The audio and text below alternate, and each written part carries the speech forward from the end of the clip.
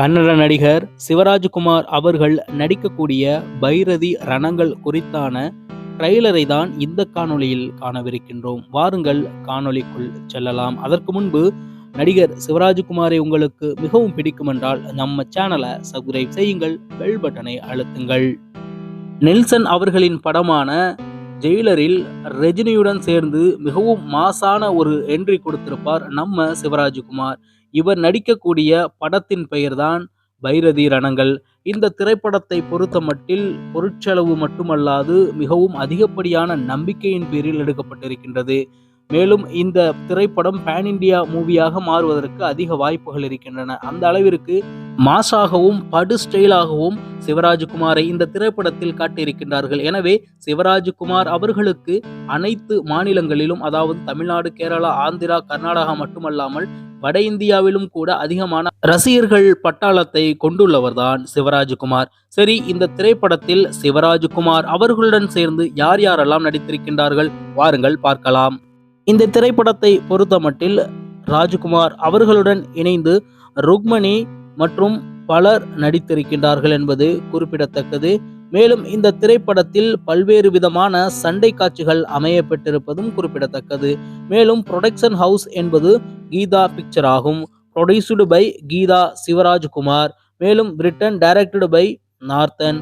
Directed photography Naveen Kumar. Music background score யாருன்னா ரவி பஸ்ரூர். சரி, இந்த திரைப்படத்தில் அதிக சண்டை காட்சிகள் இருப்பதால் ஸ்டண்ட் யார் செஞ்சிருக்காங்க அப்படிங்கிற ஒரு கேள்வி வரும். ஸ்டண்ட் திலீப் சுப்பராயன் பண்ணியிருக்காரு.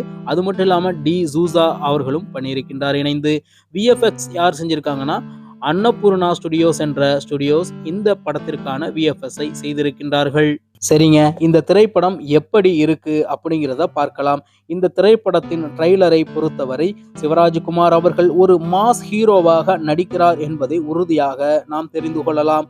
அது மட்டுமல்லாது ஏதோ ஒரு விடயத்திற்காக பொதுமக்களுக்காக நேரடியாக பல்வேறு விதமான நபர்களை எதிர்த்து தன்னுடைய மக்களை பாதுகாக்க வேண்டும் என்று துடிக்கக்கூடிய ஒரு கதாபாத்திரமாக நம்ம சிவகுமார் அவர்களுக்கு இந்த திரைப்படத்தில் கொடுக்கப்பட்டிருக்கின்றது.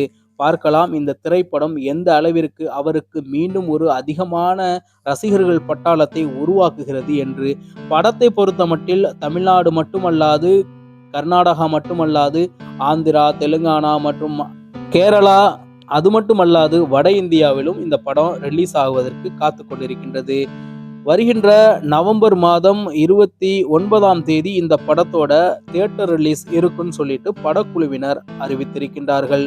இந்த திரைப்படத்தை பொறுத்த மட்டில் சிவராஜ்குமார் அவர்களுக்கு இன்னமும் ஒரு மகுடம் சூட்டுவது போன்று இருக்கும். மேலும் அவருடைய ஆக்ஷனுக்கு ஒரு திரைப்படமாக இந்த திரைப்படம் அமையும் என்பதில் மாற்று கருத்தில்லை.